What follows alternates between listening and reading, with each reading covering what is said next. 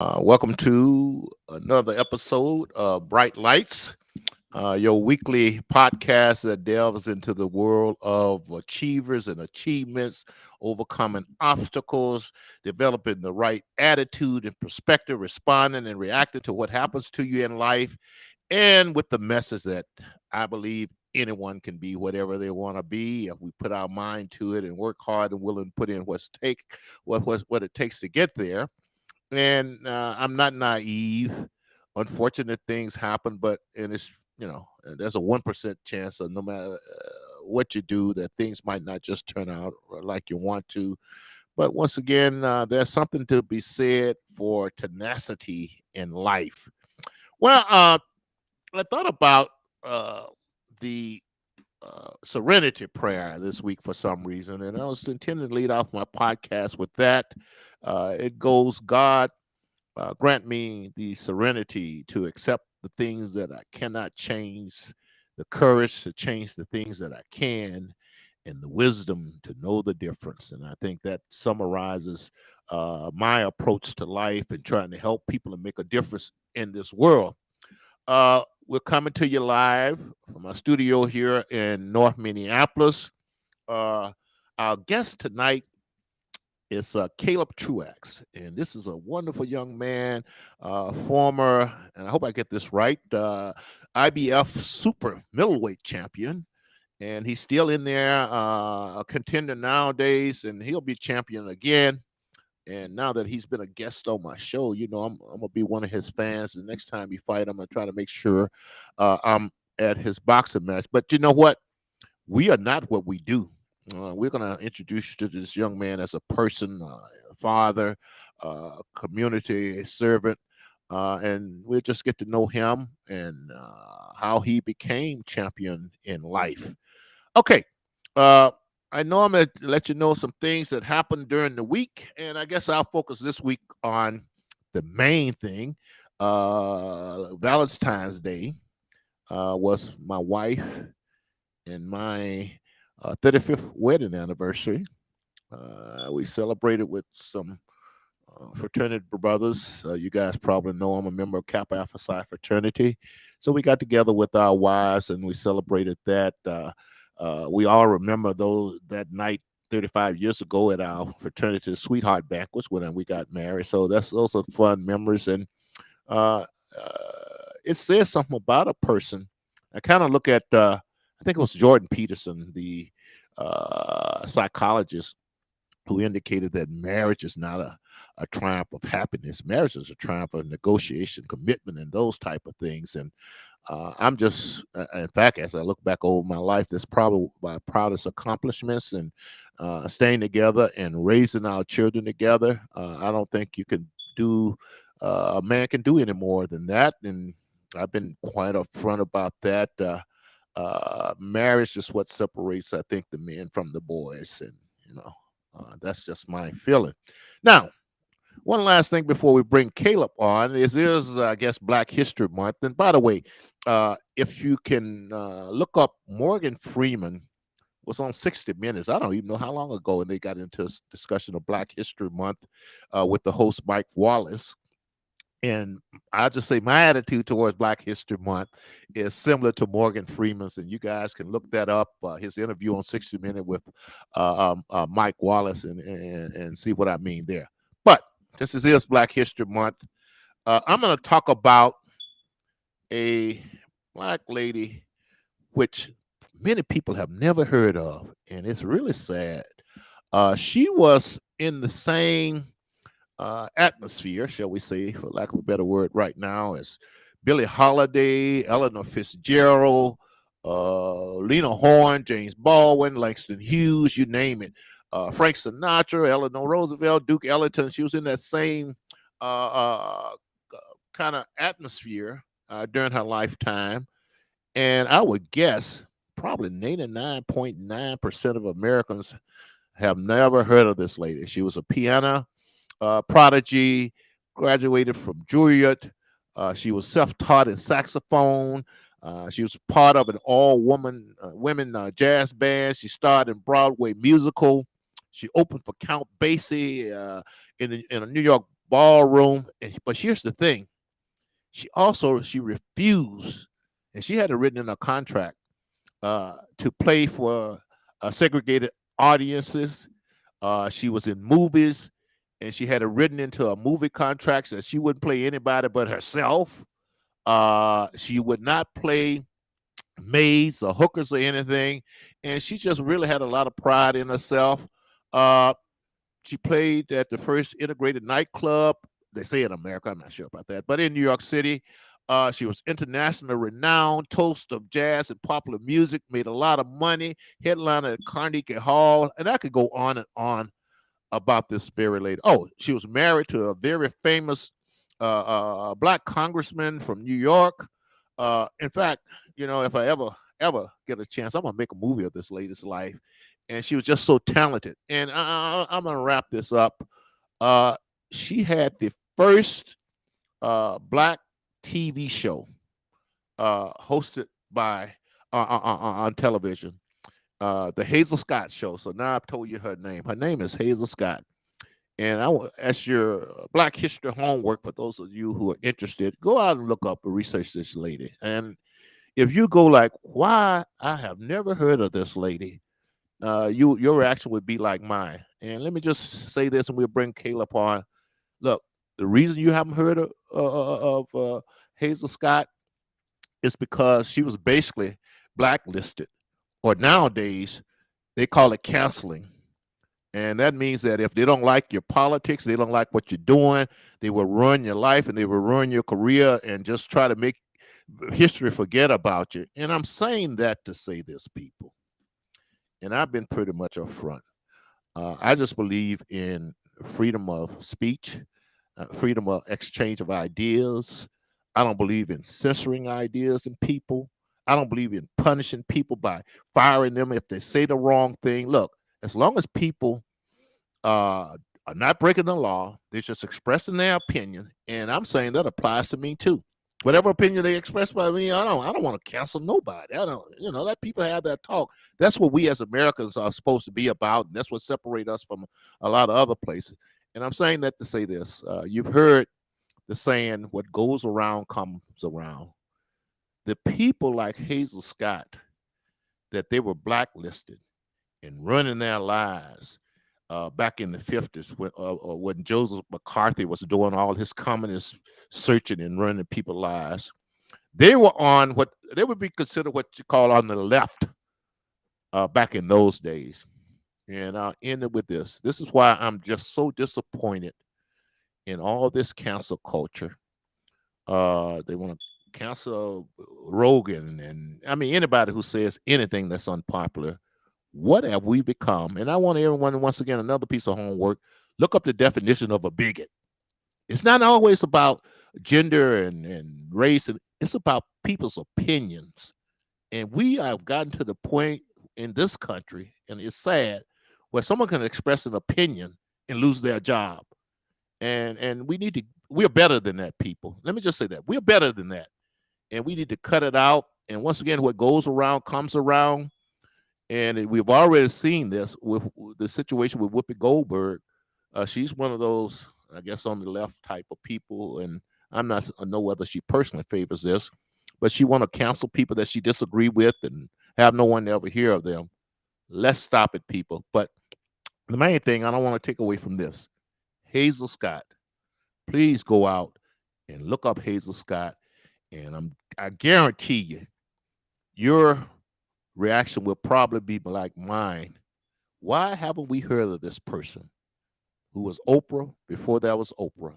And can you imagine 30, 40 years from now, nobody ever hearing of Oprah, and they've erased her from the history book? That's where we're headed as a country, unless we come together and work together and get rid of this silly cancel culture. And we don't like what you said, and your politics is all wrong. So we're gonna do our best to make your life miserable. We need to get away from that, people. Okay, I've gotten that out of my system. Another happy 35th wedding anniversary, Betty, my wife, and looking forward to another 35 years. Okay, hey. So now I want to bring on my guest, Mr. Caleb Truax. Looking very much forward to talking to you. Welcome to Bright Lights, Caleb. Hey, great to be here. Hey, well, I understand. Look like you are somewhere working and sacrificing right now. Where are you coming to us from, Caleb? I'm live from Likes Boxing, my boxing gym in Spring Lake Park. You might hear a little background noise. There's a couple guys working out, so I apologize for the background noise, but they'll be done in a Uh, couple minutes. well, we love it. That's why we're doing it live. We know stuff like that's happening. It's kind of like people who don't like to hear kids cry. It's all part of it. It's music to I'm my used to ears that. to hear. Yeah, it's music to my ears. Okay, so let's get started here. You are renowned, famous for your, I think the word is pugilistic accomplishments for your boxing. So before we get into that, let's get a little background from you because you don't end up where you are unless there was some things that you did earlier. And everybody know one of my favorite lines from a poem is the child is the father of the man. And so we're going to delve into it and see what child you were to become the father of the person you are today. So tell us a little bit about where you're from and your family life growing up and anything that happened that would predict you to be an IBF super middleweight champion. Yeah. I had a real good childhood. I grew up with a twin sister and a younger brother uh, to a single mother. We got a lot of help from my grandparents and my uncle. We moved around a lot when I was younger as my mom was trying to find herself. And while she was in school, she was now a lab technician, actually just recently retired lab technician for HCMC downtown. And moved around a lot until about fourth grade. And that's when we settled back in Osseo, Minnesota, where my grandparents raised my mom, and eventually where we grew up in Osseo, Minnesota. So I had a really good childhood. I rely on sports as my release and just to keep my butt out of trouble. And just that's what kind of bred me as an athlete. I was a football player and a baseball player in high school. Actually went to college to play football in Virginia State University in Petersburg, Virginia. And after a knee injury, I came back home to the University of Minnesota just to focus on my education. And that's when I picked up boxing. I picked up boxing when I was about 20 years old. So kind of a different start than most people at my level are at, but we're here now. Well, let's spend another minute or so on your childhood. Do you remember the first time, or did you ever say, "I want to be this when I grow up"? And what was it? Because I know at that age, sometimes we don't know. Yeah. But did at a very early age you had some type of idea what you wanted to be when you It, grow up? it definitely wasn't a boxer. I'll tell you I, that much. I never thought I'd be a professional boxer. I was always a really big baseball fan. So I was a baseball player. I was gonna make it to the pros and be like Kirby Puckett growing up, and that didn't work out. But at least I got to play sports, a different sport. so I'm here in football. I'm here in baseball. I know you were a boxer. By the way, I'm gonna guess. Were you running back, linebacker in football? What position? Linebacker, yeah, Linebacker. All linebacker, right. yeah, outside linebacker. Yeah, that translates well. My youngest son was a lineman, linebacker in high school, all city too. Well, that's great. And then when I look at you from a baseball standpoint, I think you were an outfielder there.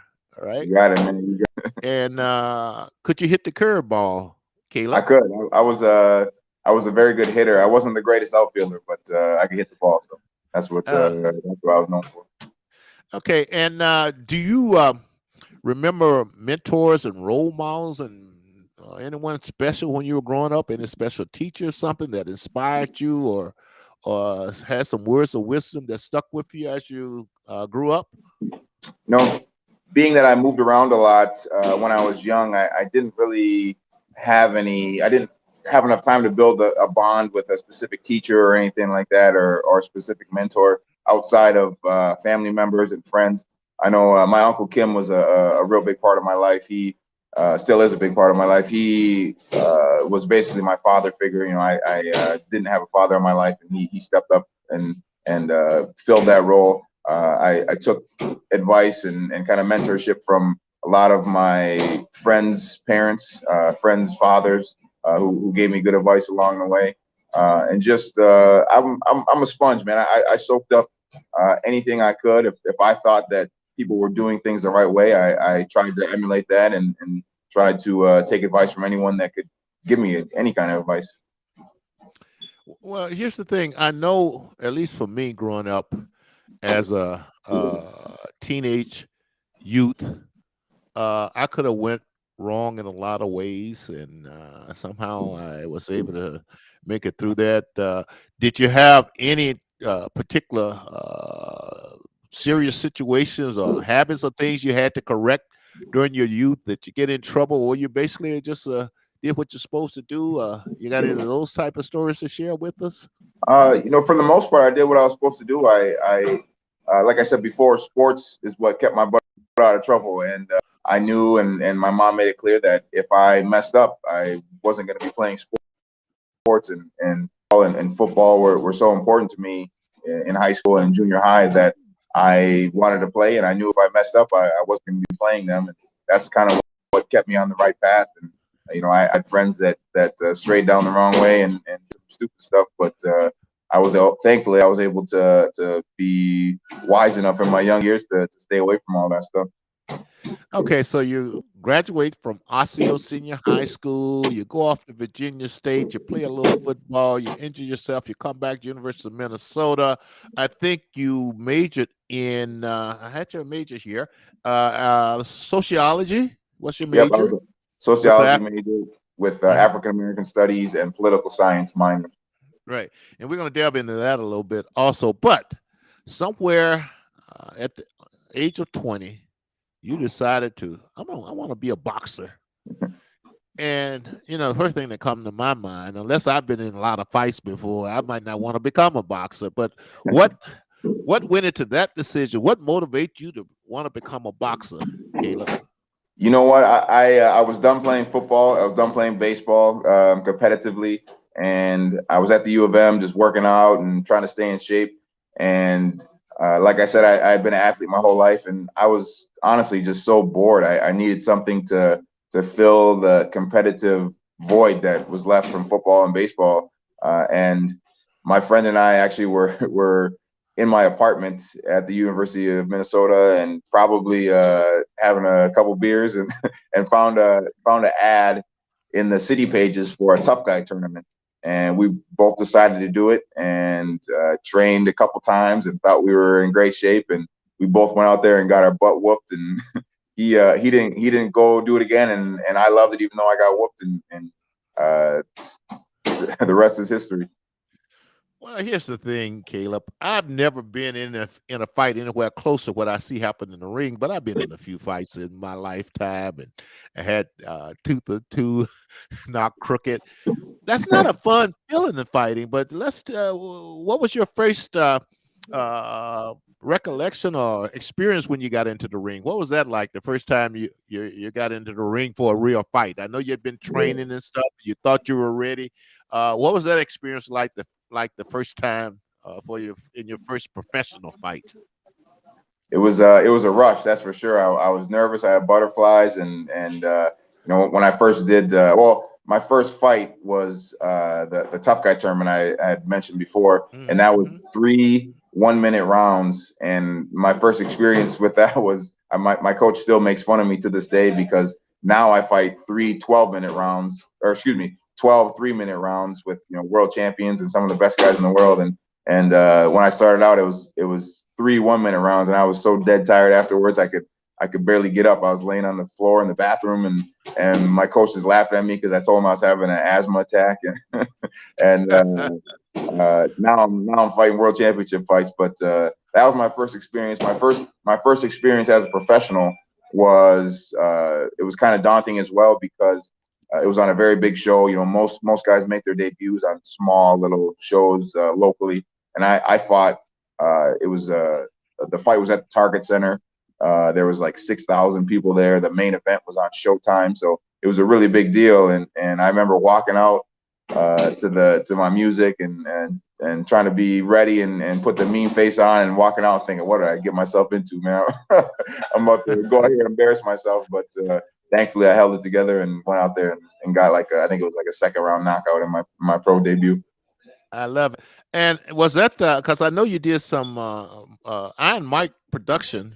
Mike Tyson promoted some of your fights. Was that the fight that Mike Iron Mike No. production? Okay, Yeah, the he one. he he promoted one of my fights. It was a co-promotion with my promoter Tony Grigelko and Seconds Out Mhm. Promotion. And Iron Mike had his company. It was only around for a few years, but he did a show here at the Target Center. I believe it was 2012, and it was a big deal. It was on ESPN Friday Night Fights. I was the co-main event, and then a Cuban guy was the main event. But a really big show, and you know. Mike Tyson obviously is a boxing, if not just worldwide luminary, and he's one of the only people I've ever met in my life that I was starstruck in. You know, I've been around some big names in boxing and just sport in general, and when I met Mike Tyson, it was something different, man. He's larger than life, and it was a really cool experience. Now, did you follow boxing growing up? And if so, who was your favorite boxer? I did. I followed it, not with the intention of ever being a boxer. Like I said before, I just enjoyed the sport, and I remember watching, you know, Mike Tyson and Evander Holyfield and Lennox Lewis, and I used to go to my buddy's house and watch the pay-per-views over at his place. And I was a big Lennox Lewis fan, and he was a big Evander Holyfield fan. So they fought, and we were always clashing when it came to that. But my favorite fighters growing up were Felix Trinidad. He's a Puerto Mhm. Rican superstar, fought in like the late 90s and early 2000s. Obviously, Muhammad Ali, just with his humanitarian efforts and just all the stuff that he brought to the table outside of boxing. I loved Roberto Duran, Sugar Ray Mhm. Robinson, Jack Johnson, Joe Lewis, Yeah. the classics. Well, that's great. So, well, first of all, I have a studio engineer here. I call him Studio Matt, and he found out somebody you had beaten, and he was very impressed by it. He said, "This guy must be pretty tough." So you go into the ring and you win the IBF Super Middleweight Championship. Yep. What does what does that feel like, and what do you do after you the night right after you win the Super Middleweight Championship? Uh, the things you can tell me. So, what was it Yeah. like winning the IBF Super Middleweight Championship? What was that That was like? the highlight of my career. I mean, every fighter dreams of winning a world title, and I've had the opportunity to fight for titles multiple times. Most professional fighters never get even the chance to fight for a title. So I went over to London, England, and I was a huge underdog, like a 40-1 underdog to fight James DeGale, who was the Olympic gold medalist and the world champion at the time, one of the best fighters in the world, considered one of the in the world.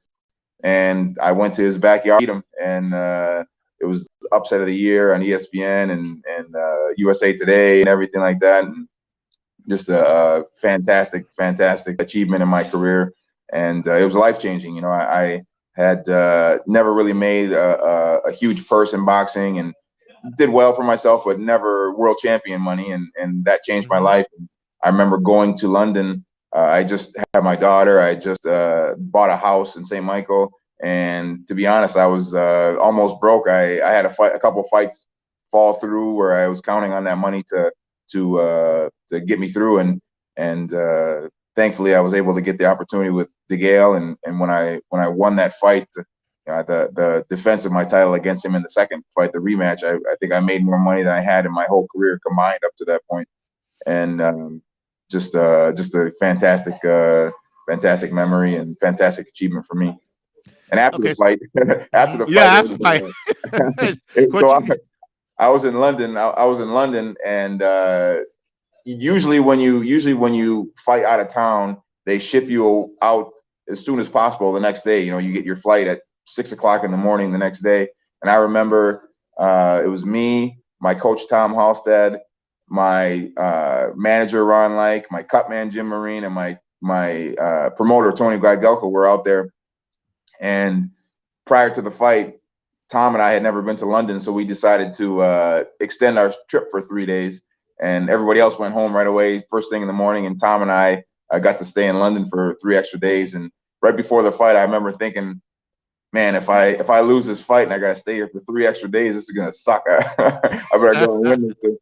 And so we won it and had a great time. Got to try some great food and we watched the Vikings game over in London. That was pretty cool. And everybody was buying us beers and having a great time. So it was a good memory for sure. Watching the Vikings game in London, this must what Yeah. was 5 or 6 o'clock in the morning or Yeah, something? no, Or it was like 6 o'clock, at night, at in the night. evening. Yeah, That it's night, 6 yeah, hours that's right. away. They're 6 hours ahead of us. Yeah. Okay, so have you ever come close?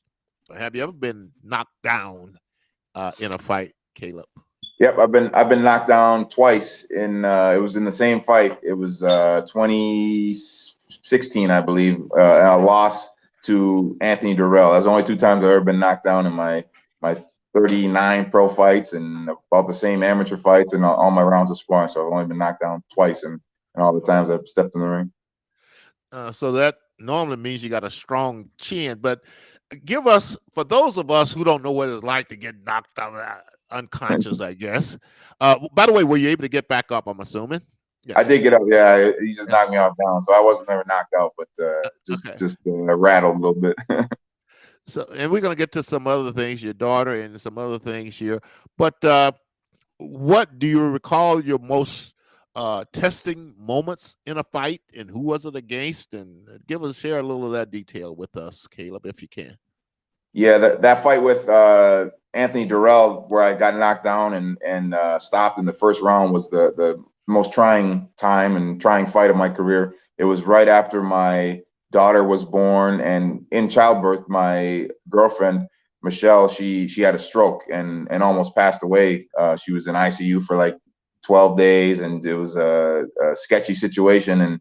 And I took that fight, and I shouldn't have taken that fight because I wasn't mentally with it and had too much on my plate outside of the ring, and that was the only time I ever been knocked down and got stopped in the first round by him. And most people in the sport had written me off after that loss. That's why I was able to get the fight with James DeGale in London, because they thought it was just kind of like a tune-up fight. They were going to walk me through. Right. And, I knew that I had a lot more to offer to the sport. I had a lot more to offer than just that performance. So it ended up being a blessing in disguise. But that was the most trying time of my career, in and outside of the ring. The toughest fight that I've had.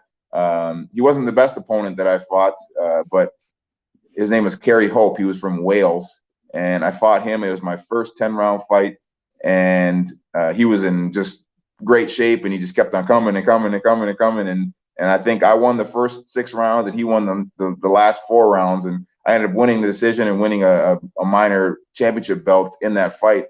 But the next morning, for actually about the next 2 weeks, I was so sore I could barely even move. I remember going to the fight was on a Saturday, and I went to the Vikings game in a suite the next day on Sunday, and I fell asleep in the suite for the whole game. I was so tired. Wow. Before we go any further, how is your girlfriend Michelle doing? She's doing well. She fully recovered. She's fully recovered physically, and she gives me some excuses once in a while. And if she wants to sleep in, she said, "You can't yell at me. I had a stroke." but no, she's great. Gia, our daughter, is 6 now. She's in kindergarten, and Michelle, we had another son, Cam, so he's about 2.5 right now. So everything's perfect at home. A beautiful family, and everyone's healthy. So tell us a little bit about how you're enjoying fatherhood and the challenges there and the motivation it gives you, etc. Tell us about that. We'll talk about your professional requirements and schedule and discipline, but how is it being a father of 2 beautiful kids and having Michelle doing okay? Yeah, I love it. I love it. It's what I want to define me. Obviously boxing is a huge part of my life, one of the biggest parts of my life. But when everyone asks me, how do you want to be remembered? And I just want to be remembered as a good dad, man, because coming up, not ever meeting my father, not knowing a father, not having a dad in my life, I realize how imperative that is to raising well-adjusted kids. And I want to give them everything that I didn't have, and more. So it's been a blessing, and it's really, really what I pride myself on. And I can tell that about you. You got a perspective on things. I just remember, and you're probably too young to remember Jackie Onassis Kennedy and those type of things. But I just Yeah, always remember when I was a kid, she said something that I never forgot. She says, if you fail at parenting, nothing else really matters. And I never that's true. forgot that. And just like you, I knew I was going to stay together with the mother of my children and help raise them. I think that's so important. I'm not going to get on a soapbox here. But I tell everybody, when a young man, quarterback from North High School, was killed last week, and Man, yeah, awful. I know, yeah, and I've had some conversations about that. Where I'm going to look, fathers in these young men's lives, I think, are so important. Especially, you had a support system, and we had more support system back in those days. And when something like that happens, and I'm getting impatient too. I'm a private person actually, but I've been public for the past few years because I think we keep expecting shortcuts and solutions to these issues. There are no shortcuts to this, folks. We got to rebuild our family, and the father's got to be there. We got to make sure we are making money and education. We support ourselves in our community. And when I say that, we're owning companies, global companies, and creating wealth in our community, generational wealth. We have to rebuild our families, like we say. And I tell everybody, we have to have some type of moral compass. Yeah, The moral compass that I got from going to church and things like that. And until we do that, and I hope I'm wrong, this cycle of killing, everybody feeling sad and wringing their head, the media printing stories, community leaders going on giving interviews, talking about another program, rather than rebuilding families, and it just keep happening over and over and over again. And somewhere down the line, we're gonna have to try something new. And yeah. so, anyway, that's Yeah, my Michelle and I have had some really really good conversations about that just recently, and how we're going to parent our kids, and what we want our kids to, basically what we want their childhoods to look like, and I kind of had a aha moment when I had kids, and just kind of realized some of the stuff, like without growing up without a father, I just never even thought of it, or never even occurred to me some of the stuff that I missed out on, and some of the stuff that I was never taught, and it's just, everything is just so important when especially my daughter is 6, and she hears everything, sees everything, and one mistake is all it takes to send them down the wrong path, and it could snowball and end up bad, Well, I tell a lot of the young parents nowadays, either we're going to raise our children, or the internet and websites are going to raise them, and rap music or whatever is going to raise them. And uh, as you probably learned and you indicated, there's all kinds of bad influences out there for our children, and that's where the parents come into play. And I'll just say this: I had my dad in my life, and I tell everybody, I cannot imagine how I would have turned out without that. So glad to see you doing what you're doing. Caleb, we'll talk about this later when we get together, but Yeah, I'm gonna try to convince you to marry Michelle yeah. somewhere down the line. You gotta I'm gonna, I'm gonna. and look, I hope she's not listening to this. I don't Yeah, want to get you in she trouble. will be. You ain't the only one. You ain't the only one that's been on me. But I no, don't want but to get. for real, we've had conversations about that recently as well, and it's a regret of mine. It's a big regret of mine. We've been together for over 11 years, and we have 2 kids together, and it's just recently I've kind of reflected upon it, and in your monologue, that hit home for me as well. Talking about your 35-year marriage to your wife, and what separates the men from the boys. And I think you're right. I think you're exactly right, because growing up, I didn't have that. My mom was a single mom, and never married, and I didn't have direction in terms of, this is what you're supposed to do. This is what is beneficial to both you and your partner, and more importantly, your kids. And we've had conversations about that a lot recently, and Mainly, I want to marry Michelle, and but I want to require. I want my daughter to require that from partners for her. I don't want her to be a baby mama and you know what I'm saying. Yeah, I understand exactly what you're Yeah. saying. And by the way, when you decide to get married, I want an invitation to that Nah, wedding too. it's gonna be a party.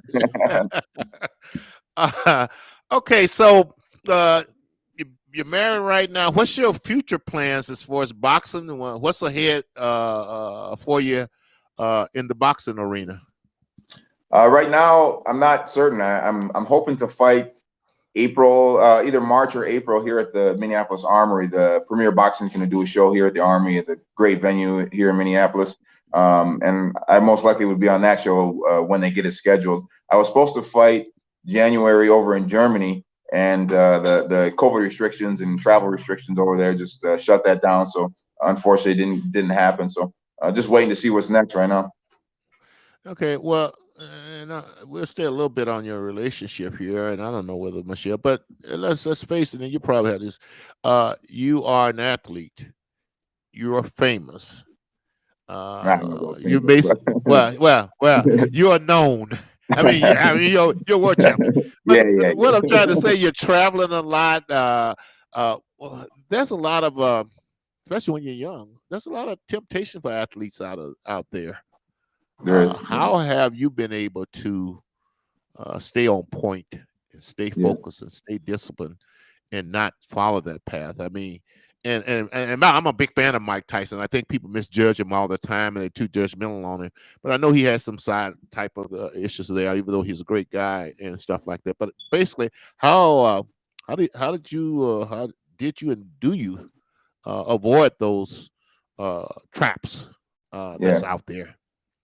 Like I said before, the one of the main reasons why I'm able to shut everything down like that is I have a daughter, and I wouldn't want anyone to treat her like that. So it's really easy to I love that. say no if I think about my daughter. And also with Michelle and I, we've been together for, like I said, about over 11 years, and we were together. She got with me when I was living in my mom's basement and making $1,000 a fight or something like that. So it wasn't like she jumped on the train after it was already headed to town or whatever. But no, we just have a strong relationship and strong foundation, and I just don't want to treat her like that because she's always had my back. I don't want to disrespect her, or I would, like I said, I wouldn't want anyone to disrespect my daughter like that. So it's not a challenge for me at all. Do you hang out with the other professional boxers, and do you let your morals and principles and stuff figure into your decision about who you hang out with in professional boxing? Yeah, I don't really hang out with too many other guys. No, like famous guys. A lot of the pro fighters that I know, live in Las Vegas or California. I hang out with the guys from my gym. That's about it. And we're all similar guys, have the same moral compasses and same beliefs. So it's not doesn't a lot of the stuff goes without having to be said. We just do our thing, and just all good guys. Well, ooh, I always turn this off before I go on there. Sorry, audience. So tell me about tell our audience, I guess. I know you're at the gym now. Give us an idea of your, let's say, weekly routine as far as discipline and staying in shape and exercising, the food you eat, etc. Give us an idea of a typical type of week for you as far as staying prepared, and I'll say this, being a world champion. Yeah. Boxing is different than other sports because there's not really an off season. In football, like the Super Bowl's just done, and now everybody gets some time to rest and relax and enjoy it. Whereas in boxing, your number might get called anytime, and there's no real off season. I've been a pro for, I think it's going on almost 15 years, and I think the longest I've ever taken off is probably about a month, and that's because of injuries. and I'm always in the gym, always training. And a typical week, so let's say this week, for instance, Monday, Wednesday, Friday, I run in the morning, and I'll go to the boxing gym in the afternoon, do my sparring. Today I did some sparring with Nate Richardson, a good fighter that I've been sparring with for a long time. Hit the heavy bag, hit the speed bag, work with my coaches.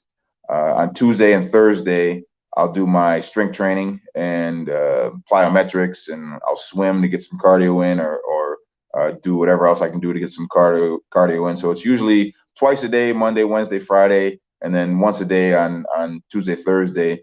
And that's when I don't have a fight scheduled. When I have a fight scheduled, everything gets ratcheted up a little bit, and have to sneak some more workouts in and up the intensity. So it's a demanding job, and it's taxing, especially at 38 years old. You know, my body ain't I can't recover like I used to. I gotta dial it back a little bit the last couple of years, but I love it, and it's a sport where if you don't love what you do, it's not gonna work out for you. And I promise, as a man been married for 35 years, this is the last question I'm going to ask that might get you in trouble with Michelle. When the last time you and Michelle been on a vacation, Caleb, where you just laid back and kicked it and enjoyed yourself? That one's gonna get me in trouble. It's been a long time. I don't, like I said, I don't really take too much time off. I'll go on. I've been on a few fishing vacations. That's about it. I love to fish. I go up to the Boundary Waters or to Canada and go fishing usually once a year for 5-6 days. But we haven't been on vacation together on a beach since I think a friend of mine's wedding, like 2012 or 2013. So yeah, that's gonna get me in trouble. Well, no, I'm gonna help you. I'm gonna help you out here, Caleb. You know, when that subject come up, your response is gonna be, "Baby, after we get married, we're gonna have the greatest honeymoon vacation ever." If you just be a little patient with me. Okay.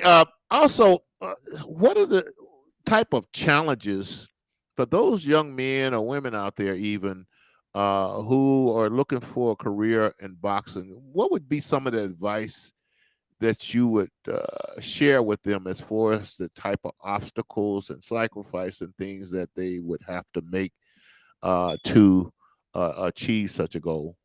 Yeah, it's boxing's a very unforgiving sport.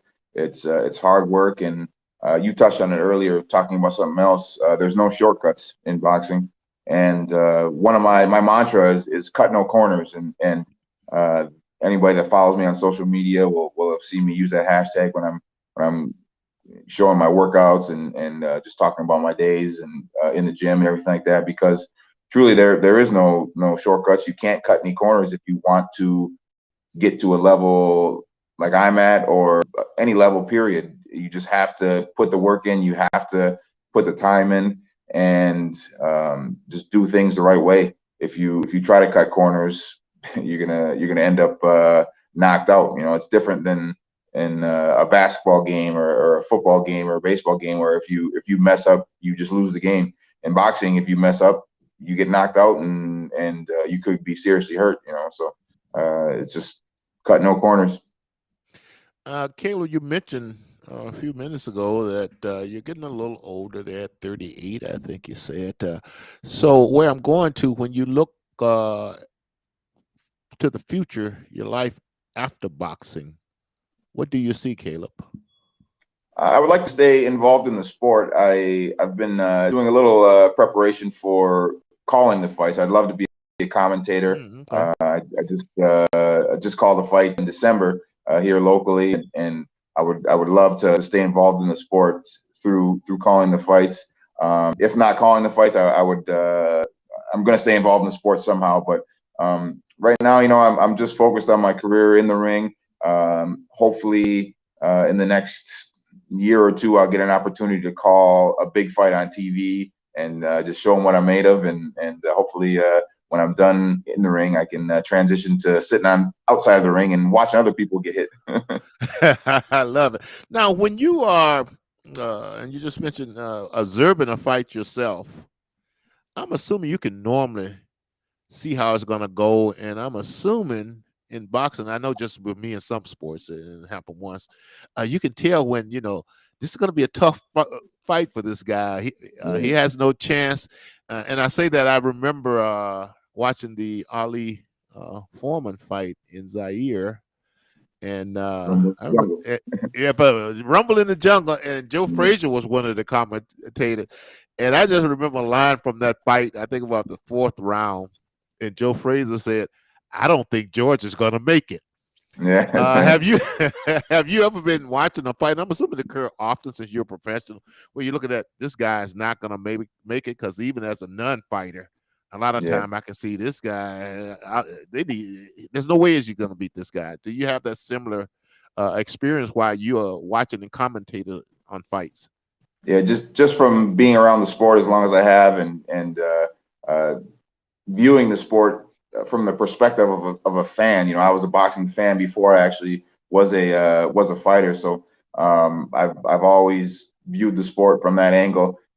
Don't miss hardly any fights on TV, and love going to the fights locally as well. Actually, I'm going to a fight. I'm going to a fight on Friday up in Hinckley. There's some friends of mine are fighting up there that I'll be watching. But I'm pretty good at calling the fights. I'm pretty good at predicting it. Unless I got like $20 on it with my buddies, and I always seem to lose. But every time there's a big fight on TV prior to the fight, I'll always post a prediction video on my social media, and recently I've been I've been doing pretty well. So like I said, unless I got $20 on it with my buddies, then I always lose. So, just a little bit on the local fight scene. I see a lot of local fights, and I've been following it. How would you describe the local fight scene here as far as quality of fighters and things like that? It's awesome right now. Like I said before, the Minneapolis Armory is one of the best venues in boxing right now. It's just a beautiful venue. Premier Boxing, one of the major national promoters, has been hosting, I think, 4 cards there per year. We have myself. We have Jamal James. Jamal James is a South Minneapolis kid. He's a great fighter, a great guy outside the ring as well. He held the belt up until recently, where he took a second loss, but he's been a huge part of the Minnesota boxing revival. Robert Brandt, who he's from Oakdale, I believe, or St. Paul. He lives in Texas now, but he won a title as well, a WBA regular title, I believe, a few years ago. So he has been a great fighter. There's a new kid that lives here in Minneapolis. He's a Cuban. His name's David Morrell. He trains here in Minneapolis now. He's a great fighter. He's an up and comer that has a minor belt as well. But it's a good fight scene. It's the Armory is kind of running things. Grand Casino Hinckley has been a big player for years, ever since I've been a professional. They have the fights this Friday up at Hinckley. So just a really healthy fight scene, and really knowledgeable fight fans, and guys that fight fans that really support our local guys, and get out and buy tickets. So it's a healthy fight scene. Now, boxing historically has been known as a sports where a lot of sports are, but especially boxing, where the athletes and boxers were taken advantage of, and it's known for promoters like Don King and Bob Aaron and some folks. And I don't know whether it's true or not, but we do know that a lot of the boxers, they get old, and I think the classical story is Joe Louis. I think he was a bellman or something, one of the Las Vegas casinos or something like that. Do you see how that could happen? Is it still going on? And I keep giving you these compound questions, by the way. I need to stop it. Do you see that's still happening and going on in today's boxing world? Unfortunately, yes. Not as prevalent as it used to be. And boxing gets its gets a bad rap, and some things for a reason, because it hasn't been the most the cleanest sport in the in the past. And like you said, guys like Don King. Don King is actually still around, and he's known for being a little bit loose with some of his fighters. And to answer your question, though, it's not as prevalent as it used to be, but it still is a problem with with athletes not getting the proper, I guess, foundation that they need to get money, management courses and things like that. You know, in the NFL and NBA and all the other major sports associations, there's players associations, there's rookie symposiums and things to teach. There's systems in place to teach the players right from wrong and how they should treat their money and don't get in trouble and do this and that. In boxing, there's none of that. You know, it's kind Yeah. of um, go at it your own way, and it's up to the managers and people like that to kind of steer their fighters the right way. And to be honest, a lot of the fighters, a lot of boxers come from poverty and come from areas where they don't have access to the best education or money management classes, and it's a problem, but I think it's getting better. Okay. How does a boxer, or perhaps you, avoid a trap like that? You know, I was fortunate enough to get my education and graduated from college and learned about things like that from not only from school but from friends and family and other resources. Also, I like I said before, I didn't make very much money when I was young, so I still had to work a part-time job up until about 2013 or 2014 when I got my first big title fight. So I was working part time just to pay the bills, and boxing was kind of like a supplemental income. So you know, I was a professional athlete, but I wasn't a millionaire uh, NBA draftee or anything like that. You know, if I would have been given $5 million when I was 21 years old, I probably would have been an idiot with it too. Yeah. But Oh, yeah. We all I would had have been. to scrap and work hard and didn't really start making good money until I was into my 30s. So I think that played a big role in how I handle my money as well. What was the first job you ever worked, Caleb, and how old were you? My first job, I was probably sixth grade. So 12 years old. I was a paper boy for the Ossie Press. I did it for probably about 2 months, and I quit because it was too cold in the winter to do it. Every once in a while, I'll sneak my story in here, but my youngest son and one of his friends were paper boys, and it was my job to take them down and get the papers and take them on the routes Yeah, and things like that. It's a tough job, it's especially tough, here man. in Minneapolis, where you go into some of these neighborhoods, just finding the houses to Yeah, deliver the paper to. And they had a rule: if people didn't get their paper, you got deducted, no matter the yeah, reason. I mean, you know, a dog could have taken the paper or something else, or someone else could have taken it, and my kids got deducted on their pay for that. And when we get together, I'll tell you why I stopped it. But it was early in the morning, and I was concerned about the safety and everything else. yeah. Uh, so I noticed, and we touched on it earlier. You did minor in political science, and that caught my attention because normally when people are involved in political science, they're thinking politics somewhere down the road. Why minor in political science, Caleb? You know, politics have always interested me. I don't think I'd ever want to. Oh well, for a while, I kind of wanted to make a foray into politics, but the state of politics right now wants got me wanting nothing to do with it right now because it's wild out there right now. But Mhm. um, I'm just interested in the history of politics and I was interested in to learn how things work. You know, I never really in high school I had a basic understanding of voting and the Constitution and things like that. But when I was in college, I just found those type of courses interesting. So I just wanted to learn more about the government, learn more about the Constitution, and just kind of how politics, what makes politics work in our country. So when we first talked, and I'll repeat once again, it was such a great spirit that came from you. I mentioned to you a lot of times when I'm talking, and I've done a lot of work out here in the community with our youth, especially our black youth, and in prisons and everywhere else. And a lot of times when I'm talking here, I'm thinking about that audience, and I'm thinking about all the bad news and issues and obstacles that they hear about every day, all day, and they don't think about the future and goals and purposes in life.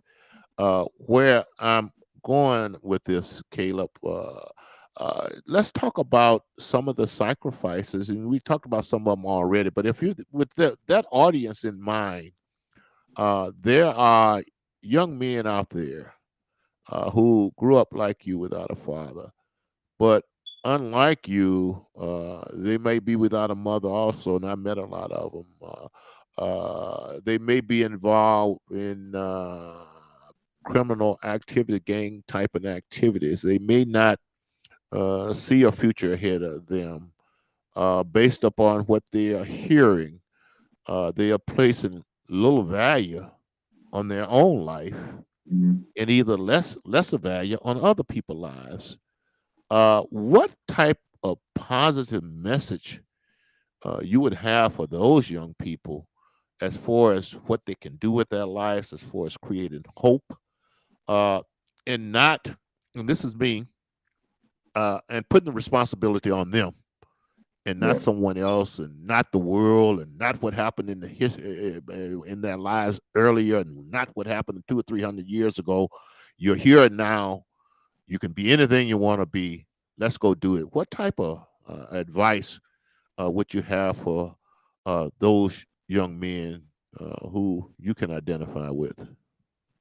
Uh, that's a good question. I guess my message would just be that you're worth it. You know, you're worth the sacrifice. You're worth the investment in yourself to get the outcomes that you want in your future.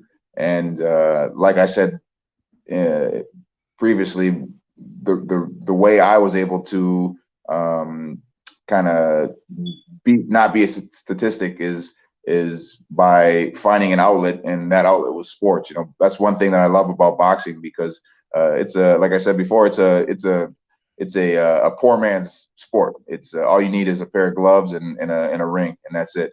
And Mhm.